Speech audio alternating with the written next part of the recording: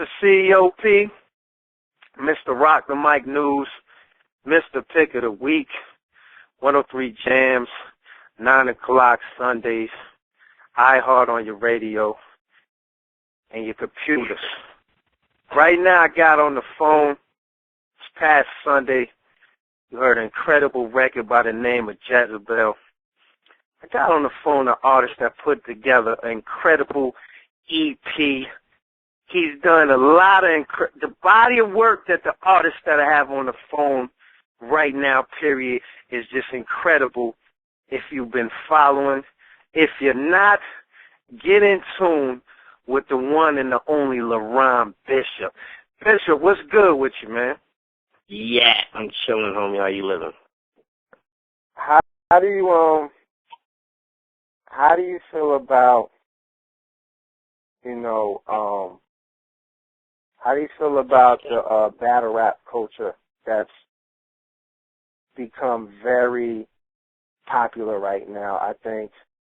And I'm about to make a statement. I like to make statements. You know what I mean? I like to make impacts. I feel like he had a song called what was it called? The Big Statement? Yeah. Mm-hmm. I feel like, and only reason why I segregate the cities a lot in conversation because I feel like the people already do it. You know what I'm saying? Like, the people already, if I'm in, I don't think it matters when you're performing, but I think it matters when it comes down to getting together. You know what I'm saying? Like, I think it's easier for a bunch of Newport News artists to say, all right, let's get together. We're all going to do a show. We'll get to do a song, yada, yada, yada, versus somebody actually, I'm going to call Bishop. You know what I'm saying? From the beach, put him on such and such because he's dope. I'm definitely glad that we're at a point now that we can salute each other, though. Like, yeah, he's extra dope.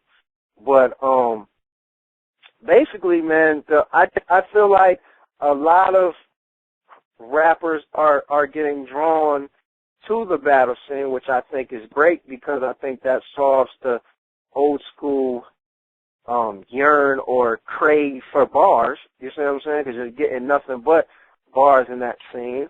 The reason why I'm asking your opinion is we've seen you at several battle events, so I'm sure, outside of performing and getting exposure, you're a fan of the whole battle scene.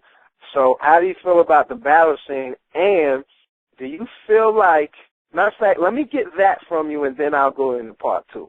How do you feel about the battle scene? Huh? No, just how you feel about the battle scene, period. 7C Sharks, shout out Headhunters, It's definitely dope. It's creative. I like to see the, creativity that rappers bring, and that's somewhere that you definitely see bars, but you see swag too, because, the creativity that artists bring when they're, doing their battle raps is definitely some, characteristics you got to have with that. You can't just, be a straight hardcore hip-hop rapper. You got to have some swag in there to juice it up and, can't be boring. The crowd. Yeah. Right. Now, the second part of the question is, okay, let me set this up right. You got Jay-Z, great MC, great artist, great rapper, great everything. Battle Knives. You got LL, great everything.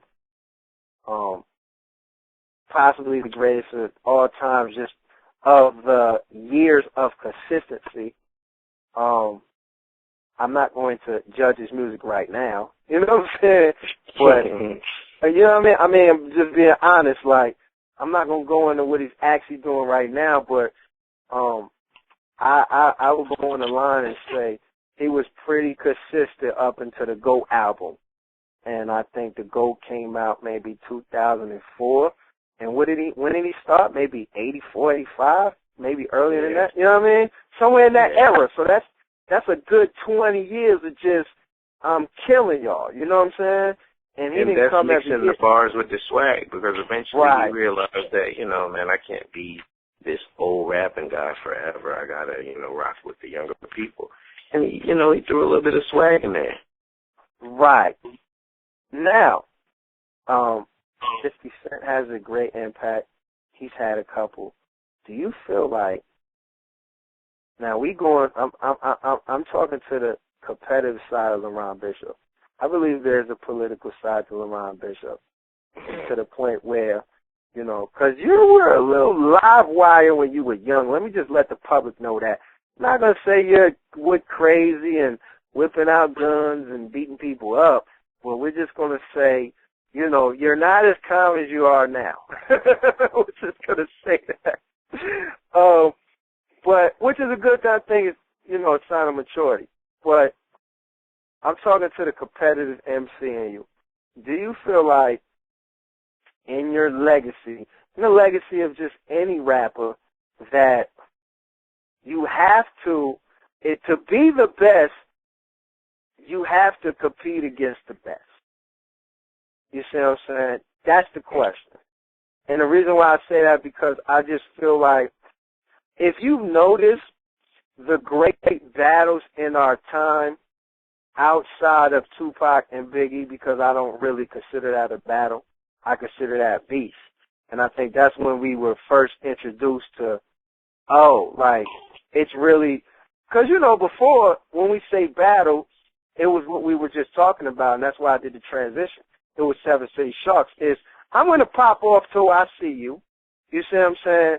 And then we're going to battle it out, and whoever got the best bars is going to get it off, and we're dapping and we're going to forget about it. Or I might feel some type of way about it if you got me. You see what I'm saying? Like, you got me, I might be a little sore, you know what I'm saying? But then, life moves on. You know what I'm saying? Freeway's still rapping. Cassidy's still rapping. Cassidy ate Freeway. I don't think nobody cares about it right now. You know what I'm saying? But what I'm saying to you is, all the tough guys have bumped heads from their city or from their town or from their state. Luda, T.I., 50 Ja, when Ja was booming, J Nas. Do you feel like to be considered the best that you have to basically beat the best? And we taking it back to the era of just battling right now. We're not talking about,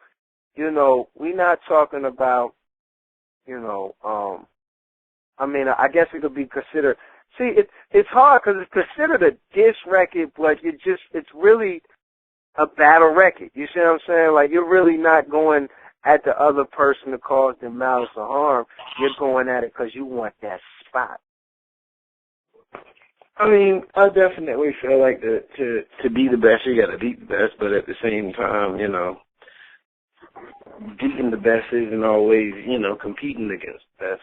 You right. Compete against yourself. And, prime example, I never really had to battle rap or beef with artists or nothing like that, because all those people are quiet. But, that was never my thing to want to battle rap. I don't think nobody really would want to battle rap me. But, in most situations, to be the best, you got to beat the best. But there has to be a best in that position first. Wow. I knew it was coming. So I'm going to say another question. And we're not here to start nothing. So basically, you're saying it basically has to be a threat to your spot. You know what I'm saying? It has to be a threat to what you actually doing. I think Styles P made a statement, and which he's accurate, and I kind of understand where he's coming from, but I also understand what rappers are currently doing now. He kind of made, like he said, too many people getting along. You see what I'm saying? And his point was not necessarily to cause any beef for drama, but, he's from New York. Like, New York is very competitive. When he was out there, he was like, D-Block, Dipset, G-Unit, Rockefeller, they weren't necessarily beefing with each other on a regular basis, but were trying to outdo each other music-wise. You know what I'm saying? They wanted to be considered the best in the streets. So do you think that still exists, or do you think everybody's just doing I don't know. Is everybody delusional like they're the hottest, or is everybody just looking out for themselves? Or I mean, what's your view on what's going on right now? I think everybody's getting along because everybody's not real with themselves. I mean, the unity thing is... Explain that. Real, not real with themselves, how?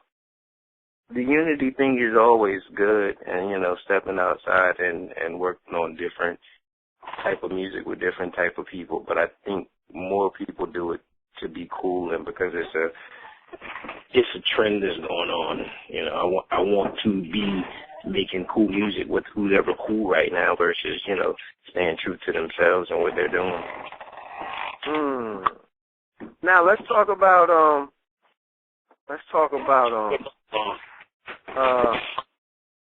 Day Skeezer mixtape release party. You were there, and you actually, you know, I don't think you were expecting to actually rap on that set, and then you ended off the set by, you know, giving a shout out and just letting everybody know that it was nothing between you and Mike Mo. What was that situation about? I think that kind of threw everybody for a loop, and I think everybody was, you know, glad to see you guys, you know what I'm saying, which you guys are both good lyrically, you know what I'm saying, come together, be able to dap each other up. But what was that about? Because he was definitely excited when your verse came on, you know what I'm saying? So what, it didn't look like it was nothing. Why'd you feel the need to let the people know that? And then how, you know, what's your feelings on Mike Measley right now? Mike is a cool guy, man. The thing was, people were waiting. You know, it's almost been a year since the whole situation had really started to escalate, and people were waiting for me to say something or to address him or address the situation. And it now, was when you just say situation, what you mean? Let us know, because we have to look. I mean, just as far as, you know, however the whole Mike Measley thing started. You know, I don't even know how it all started, but when, you know, when I had dropped my last project, it definitely started to escalate with him, and I definitely appreciated the free promotion. But right. like I was saying earlier, when you have longevity with what you're doing and you're serious and dedicated and consistent with what you're doing, you can't let those small things derail you. And it's been times that rappers throw shots in songs and this and that, and after it's all said and done, they're quiet. And that's the situation with everyone that tries to approach me or my career, you know, to say this or say that or throw a stone. They end up being quiet, and that was my whole lesson to him, is that, you know, you can kill a situation just by being silent. And the situation that everybody, you know, brought up or was talking about or whatever it was, you know, it didn't affect me or my career. It was, you know, it was just whatever they wanted to talk about. So, I mean, after time, get a record from you and Mike Mo in the future? I mean, it's possible. Anything's possible. So, moving on, you definitely cleared the air on that. What do we have to look forward to? Oh, hold on, we got another thing to address. We seen you on I don't know if it was Instagram, Twitter, Facebook. Couple pictures you with Joe Buddens, man. If you always speak highly of Joe Buddens, address that for a minute, man, and how you know he had inspired you, man. Definitely my favorite rapper. I've listened to Joe Budden from back in the Mouse days or whatever, when he used to rap real fast. So it was go out and you know, support what he was doing in person versus online, because I've been following, you know, his movement online over the years and picking up on things that he does that, you know, could work into my favor and you know, help me as far as my career. So I definitely wanted to reach out to him, and I reached out to his management and let them know I was going to be up in the New York area, and, you know, we just linked up after the show. That's what's up. Now, how you, as a fan, how do you feel about his reality TV move that he just did with Love and Hip Hop? Great for him. Great for him because, you know, he was actually the first artist that started the whole online TV type deal. So it was a great move for him because it was so oversaturated with everybody that started their online TV and all of that and reality shows, and his thing wasn't as popular as it was when it first started. So it was definitely good for him to get him back out there and get people to talking about him in general, not even just his music career. Now, you've been working hard, man. We've been seeing you everywhere. You've been doing shows in D.C. You know, you're basically everywhere right now. Do you ever feel overlooked and not appreciated right here in your hometown of the V? And then what's your opinion on just the scene in general, from the open mics to the radio? The scene is definitely cool. I still play, you know, the open mics and stuff to, you know, see what new artists are here. I really don't, you know, do the performances and stuff like that for it. But just trying to get my crew out there, my brand, I definitely peep things out. And, you know, music is cool. Everybody's, you know, kind of repetitive with music and doing all the same sounds. So, I mean, just my advice is I, you know, wish people would find their sound and push their sound. And that. Are you feeling like Virginia doesn't have an identity? Like, are we mimicking sounds? Is that what you're saying? We saying repetitive? Definitely. And why do you think that is? Because people aren't true to themselves as far as the music. I think a lot of people do music because they think it's cool, and not because they really have a passion for it. Do you think it shows actually in the actual music? Definitely. So can we go on? Can we go out there and make a bold statement and say possibly some of the music that people are not enjoying is because the person that's actually doing the music is not passionate and doing it for the wrong reasons? I mean, this is probably 80% of the artists out here. Wow. Another bold statement. Incredible. But we're definitely breaking some grounds, man. I think we pretty much covered everything, man. What do you have coming up? And then whatever closing, you know, 'cause I always like to get artists their closing conclusions, what they want to tell their fans, you know what I'm saying, before we get out of here. Well, right now I'm just, you know, building up the Class Union Music brand and getting the whole crew out there like it needs to be. Building my I Try Told 'em brand and just focusing on keeping my career on the right path and making great music. The new Wonk Diggy single will be out, Light Zone, featuring M3 and myself. And besides that, man, we're just making moves. And we're going to get a video for Jezebel? The video will be out soon. You know, the video's actually done. It'll be out soon. Very soon. You can and then Rock the Mic News is going to get that exclusive, right, so we can blast it off? Yeah, you can get that. You can definitely get that. We want to blast it off at the same time. You know what I mean? That's cool. Well, LaRon Bishop, man, unless you have any closing arguments, man, we definitely appreciate your time. Plug the website, plug the Twitter, plug all that for you, man.